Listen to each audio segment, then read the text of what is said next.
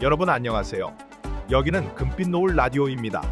오늘은 정말 속이 뻥 뚫리는 사연을 준비했습니다. 손 하나 까딱 않는 시댁 식구들을 대신해 무급 일꾼처럼 5년 동안 혹사당한 며느리. 하지만 그녀의 희생은 당연한 듯 받아들여졌고 결국 남은 건 끝없는 착취뿐이었습니다. 그녀의 마지막 선택은 과연 무엇이었을까요? 끝까지 함께해 주세요. 제가 결혼한 시댁은 꽤 큰 규모의 장사가 잘 되는 고깃집을 운영하고 있었습니다. 매일 가게 안은 손님들로 북적였고 테이블마다 고기 굽는 연기가 가득했어요. 하지만 이 2층짜리 넓은 가게를 운영하는 사람은 고작 시부모님과 남편, 저 그리고 주방 이모님 총 5명 뿐이었습니다. 너무 당연한 일인 듯 가게 일의 대부분이 저한테만 떠넘겨졌습니다. 가족이 하는 장사인데 우리끼리 힘을 합쳐야지. 시어머니는 늘 이렇게 말씀하셨고 처음에는 저도 당연히 돕는 게 맞다고 생각했습니다. 그런데 시간이 지날수록 저는 점점 이상한 생각이 들었습니다. 아침 8시 출근, 밤 12시 퇴근, 쉬는 날 없었습니다. 부부 월급 200만 원. 그 200만 원으로 생활비와 공과금, 심지어 남편 카드값까지 감당해야 했습니다. 집에 들어갈 힘도 없어서 가게에서 쪽잠 자는 생활을 반복했어요. 어느 날 저는 조심스레 말을 꺼냈습니다. 어머님, 알바라도 좀 더 쓰면 안 될까요? 저 너무 힘들어요. 그러자 시어머니는 눈을 흘기시며 손을 휘휘 저었습니다. 쓸데없는 소리 말아라. 가게는 우리 가족이 봐야지. 남의 손 빌려서 되겠어? 남한테 월급을 줘? 주방 이모 있잖니. 5명이면 충분하지. 알바 쓰면 남는 것도 없어. 요즘 젊은 것들은 하여튼. 그런데 정작 가족이라던 남편은요. 가게에 나와도 일하는 척만 하다가 맨날 납품업체 다녀온다며 사라졌습니다. 몇 시간이고 깜깜무소식이었고 돌아와도 손님들 몇 마디 받아주는 척하다 다시 나가버리기 일쑤였습니다. 그러던 어느 날이었습니다. 집에서 청소를 하다가 남편이 화장실에 둔 휴대폰이 울리는 걸 보게 됐습니다. 자기야, 오늘도 너무 즐거웠어. 보고 싶다. 순간 심장이 덜컥 내려앉았습니다. 손끝이 떨릴 정도로 충격적이었지만 제일 먼저 든 감정은 믿고 싶지 않다는 거였습니다. 설마 아니겠지? 납품업체랑 연락하는 사람이겠지. 하지만 남편이 잠시 뒤 화장실에서 몰래 문자를 확인하는 모습을 보니 확신이 들었습니다. 그런데 그날 이후로 남편의 행동이 더 수상해지기 시작했습니다. 전화를 받을 때마다 굳이 밖으로 나가거나 화장실에서 몰래 통화하는 모습을 보였죠. 그제야 남편이 늘 납품업체 미팅이라며 몇 시간씩 사라지는 이유를 알 것 같았습니다.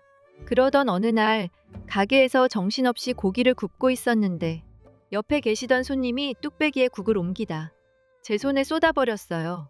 아! 순간적으로 너무 뜨거워서 그 자리에서 손을 쥐고 주방으로 뛰었습니다. 살이 벌겋게 부풀어 오르며 화끈한 통증이 온 손등을 감쌌습니다. 주방 이모가 깜짝 놀라 다가오셨습니다. 어머, 이거 화상 심한데 빨리 병원 가야 해. 그런데 시어머니는 아이고, 별것도 아닌 걸 가지고 뭘 호들갑이야? 그 말을 듣고 주방 이모님이 흥분하며 소리쳤습니다. 사장님, 이거 화상 그대로 두면 안 돼요. 저러다 흉지면 어쩌려고 그래요? 그러자 시아버지가 한술 더 뜨시며 말씀하셨습니다. 그 정도는 괜찮아. 금방 낫지. 괜히 병원 가서 돈 쓰지 말고 연고나 발라. 그 말을 듣는 순간 눈물이 핑 돌았습니다. 그래도 걱정은 해줄 줄 알았는데 저를 걱정하는 건 이모님밖에 없더라고요. 그날 저는 약국도 못 가고 데일밴드 하나 붙이고 가게에서 마감 때까지 고기를 구웠습니다. 그러던 어느 날 홀에서 들려오는 익숙한 목소리가 들렸습니다. 오빠, 여긴 진짜 맛있다. 설마. 고개를 들어봤더니 남편이 웬 여자 2명이 있는 테이블에서 직접 고기를 구워주고 있었습니다. 이 집이 우리 집이야. 고기 죽이지? 특별히 서비스 팍팍 넣었어. 예쁜이들이라 특별히 신경 써서 구워주는 거야. 그 모습을 보고 있자니 그동안의 서러움이 한꺼번에 밀려왔습니다. 시어머니와 시아버지는 애써 제 눈치만 보시더니 이내 못 본 척 외면하시더라고요. 저는 더 이상 참을 수 없었습니다. 저 여자들 누구야? 그러자 남편은 태연하게 말했습니다. 아, 고등학교 동창들이야. 하도 궁금하다 그래서 고기 맛 좀 보여주려고. 넌 신경 쓰지 말고 일해. 그 문자의 주인공이 저 여자들 중 한 명이 아닐까 싶었지만 주말이라 가게에 손님이 너무 많았습니다. 나중에 이야기해야겠다. 그렇게 또 한참을 서빙을 하고 화장실에 갔다가 충격적인 장면을 목격했습니다. 남편이 그 여자 중 한 명과 부둥켜 안고 있었습니다. 서로 몸을 밀착시킨 채 여자의 허리를 감싸고 손을 더듬고 있더군요. 그 순간 제 안에서 무언가 확 끊어졌습니다. 저는 앞치마를 집어 던지고 그 자리를 뛰쳐나왔습니다. 여러분, 이쯤에서 잠깐 이야기 좀 해볼까요? 정말 어이가 없네요. 가게에서 하루 종일 일해도 모자랄 판에 남편은 바람이나 피우고 있었고 시댁은 며느리를 사람 취급도 안 하네요. 여기까지 듣고도 화가 안 날 사람이 있을까요? 이건 단순한 가족 문제를 넘어선 착취입니다.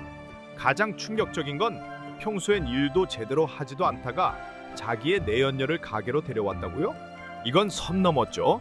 대놓고 무시하는 거 아닙니까? 사연자님이 더 이상 참지 않고 그 자리를 박차고 나간 게 정말 잘한 선택이에요. 그 길로 저는 곧장 친정으로 향했습니다. 어머니를 보자마자 아무 말도 못하고 오열했습니다. 한참을 울고 나서야 입을 열 수 있었습니다. 엄마, 나 못 살겠어. 이혼할래. 며칠 뒤 시댁을 찾아가 이혼 이야기를 꺼냈습니다. 그런데 그들의 반응은 가관이었습니다. 뭐? 이혼? 나 그 여자랑 안 잤다니까. 고생? 네가 고생한 건 알지만 가족끼리는 원래 다 그렇지. 그렇게 실랑이를 벌이던 중 시어머니가 갑자기 태도를 바꾸며 말했습니다. 그래, 그렇게 네가 정불만이면 가게 하나 더 내줄게. 이제 너희 둘이 한번 해봐. 그 말을 듣는 순간 어이가 없었습니다. 그렇게 그동안은 안 내어주시더니 어머니, 저는 이제 고기 냄새만 맡아도 토할 것 같아요. 지긋지긋하다고요. 됐고 위자료 주세요. 그러자 시어머니는 눈을 뒤집으시며 소리쳤습니다. 뭐? 위자료? 너 그동안 가게에서 먹고 자고 했잖아. 우리가 돈을 안 줬니? 너한테 쓴 돈 생각하면 적자야. 결국 2달이 넘는 옥신각신 끝에 위자료 대신 땅을 받게 되었습니다. 그런데 그 땅은 값어치라고는 일도 없는 산골짜기에 버려진 땅이었습니다. 돈은 못 줘. 이거라도 받고 떨어져. 그렇게 저는 헐값에 땅만 받은 채로 시댁을 떠났습니다. 저는 모든 걸 내려놓고 처음부터 다시 시작하기로 결심했습니다. 고깃집에서 벗어나자마자 생활비를 벌기 위해 부랴부랴 일을 구했습니다. 그러다 가까운 곳에 있는 생활용품 공장에서 생산직 직원으로 일하게 되었습니다. 낯설고 힘든 환경, 고깃집과는 완전히 다른 분위기였지만 그래도 가게에서 죽어라 일하면서도 인정받지 못했던 것보단 훨씬 나았습니다. 그리고 무엇보다 여기는 내 노동에 대한 정당한 보상을 주는 곳이었습니다. 공장에서 일하는 동안 저를 유독 신경 써주는 사람이 있었습니다. 바로 공장 사장님의 아들이었죠. 처음엔 그냥 상냥한 성격인가 보다 했는데 시간이 지날수록 그는 제게 따뜻한 관심과 배려를 보여줬습니다. 손목 조심하세요. 무리하면 다음 날 더 아플 거예요. 힘든 일 있으면 언제든 말하세요. 훤칠한 키에 자상함까지 갖춘 그 사람. 처음엔 누군가의 호의를 받는 게 어색했지만 조금씩 저도 마음을 열게 되었습니다. 그렇게 우리는 자연스럽게 연인이 되었고 저는 그의 곁에서 처음으로 소소한 행복을 느끼면서 살아가고 있었습니다. 이혼한 지 3년쯤 되었을 때였습니다. 어느 날 회사에서 쉬는 시간에 직원들이 웅성거리며 얘기를 나누고 있었습니다. 야, 들었어? 땡땡 지역에 고속도로 난다던데? 그 말을 듣고 귀를 쫑긋 세웠습니다. 땡땡 지역. 어디서 많이 들어본 지명이었습니다. 그제야 생각났습니다. 제가 시댁에서 위자료 대신 받았던 지역이었어요. 놀란 마음으로 뉴스와 부동산 정보를 찾아보니 그 땅이 고속도로 개발지로 선정되면서 평당 가격이 몇십 배로 뛰어버린 겁니다. 뛸 듯이 기뻤습니다. 며칠이나 지났을까? 이혼 후 처음으로 시댁에서 전화가 왔습니다. 얘야, 우리 가게가 요즘 진짜 힘들어. 목소리는 나긋나긋했지만 듣자마자 속이 울렁거릴 정도로 불쾌했습니다. 그 땅 너도 알지? 재개발된다는 소식 들었다. 다시 명의 변경 좀 해주면 안 되겠니? 그 말을 듣고 진짜 헛웃음이 나왔습니다. 네? 무슨 말씀이세요? 우리도 몰랐잖아. 고속도로 들어온다고 했으면 우리가 안 줬지. 그거 원래 우리 거잖아. 저는 피식 웃으며 침착하게 마지막 한마디를 던졌습니다. 그때 같이 고기 먹던 여자한테 도와달라고 하세요. 이만 끊겠습니다. 그리고 그대로 전화를 끊었습니다. 그날 저녁, 저는 정말 오랜만에 유명한 고기 맛집을 찾아가 사랑하는 남자와 배불리 웃으며 고기를 먹었습니다. 이제야 제 인생이 진짜 제 것이 된 느낌이었습니다. 여러분, 오늘 사연 어떻게 들으셨나요? 가족이라고 믿었던 사람들이 자신을 철저히 이용해 먹을 때 그 배신감은 이루 말할 수 없겠죠. 하지만 사연 속 주인공은 자신을 짓누르는 환경에 굴복하지 않았습니다. 모든 걸 내려놓고 다시 시작한 끝에 결국 인생을 역전시켜버렸죠. 참고만 사는 게 정답이 아닙니다. 때론 버릴 건 버려야 진짜 내 인생을 되찾을 수 있는 법이죠. 여러분이라면 그녀의 상황에서 어떤 선택을 하셨을까요? 댓글로 여러분의 생각을 나눠주세요. 구독과 좋아요, 알림 설정도 잊지 마세요. 다음 이야기에서도 꼭 다시 만나요.